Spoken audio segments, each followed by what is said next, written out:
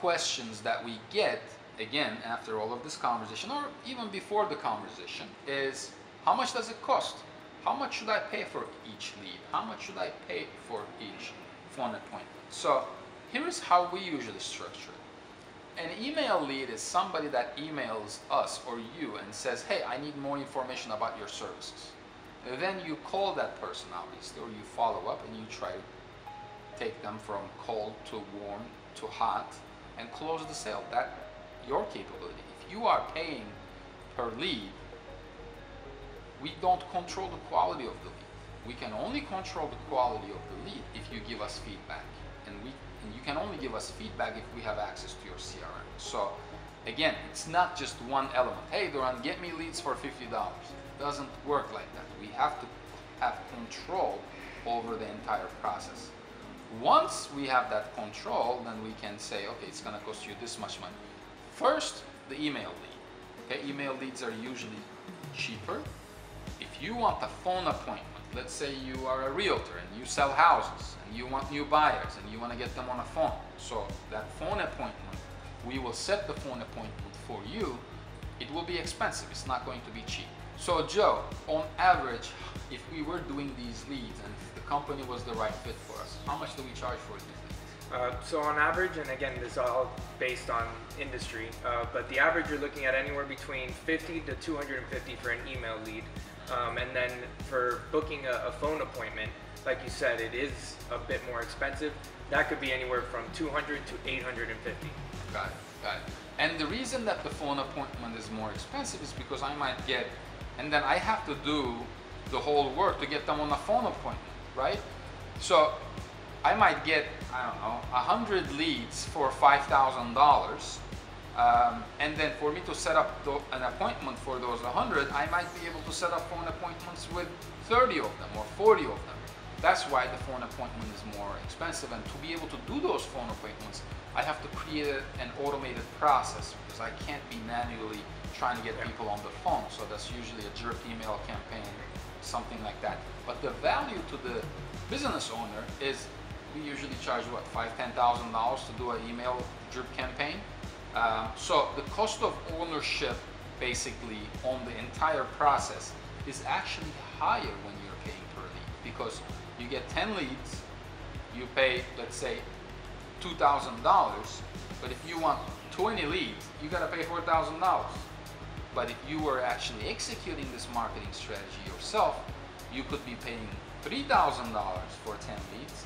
And then if we improve, and when we improve, you could be paying $3,000 for 50 leads. So the whole idea is, do you own your marketing execution and campaigns? And it's in the long term, it makes more sense to own it. But in the short term, if you are just looking for leads, we understand. So we have different processes for these kinds of leads, and we provide these kinds of services, again, for the right individual. But if you ask the question, how much should I pay per lead and should I pay per lead? It all depends on your industry, in your sale, in your sales process, in your service or product, how interesting, exciting, social is your product or service.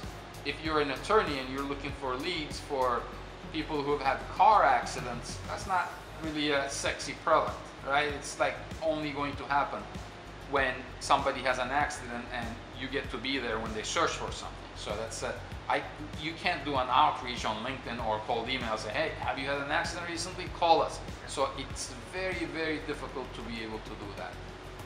Anything else you'd like to add, Joe? Just that, if from a marketing perspective, we will not take on a client and execute pay-per-lead strategy if they do not have the proper infrastructure in place. Got it. Right? We know that one, they're not going to be committed long-term because they're not going to be able to attribute the leads that we're getting to them, and they're not going to be able to close those leads. So from a marketing side, from an agency side, we won't do it. And then so I strongly advise, if you are a B2B company looking to increase your leads, do not pay per lead unless you have the proper infrastructure in place. And I don't think anybody that is good at what they do will. I mean, there are a lot of people that run operations out of India and Ukraine and these international Facebook lead sellers and all of this stuff. They'll tell you, oh yeah, I'll do it for you for free, pay me when you get it. Anytime anybody tells you that, they're not a good marketer. Google their name, look at what they've done, Google their company, it's not going to be a legitimate company, because legitimate companies are busy getting paid for stuff that they do on an hourly basis. So we have a lot of work because we're good at what we do. If you look at Google, if you look at, search for anybody's name that works at Optimum 7, we are in demand. We have a lot of expertise. Why would somebody that is in demand only do work if they perform? No, we know that it works. We know that it performs, but you have to have some skin in the game as well. That's like going to a surgeon and telling him, I'll only pay you after the surgery if I'm healed. No, it doesn't work like that, because you gotta look at it this deep.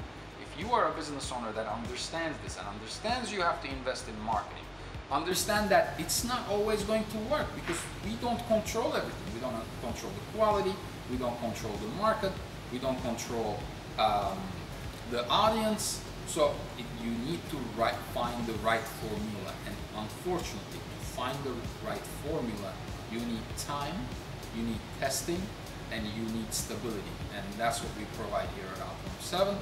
Thank you so much. Talk to you guys next week.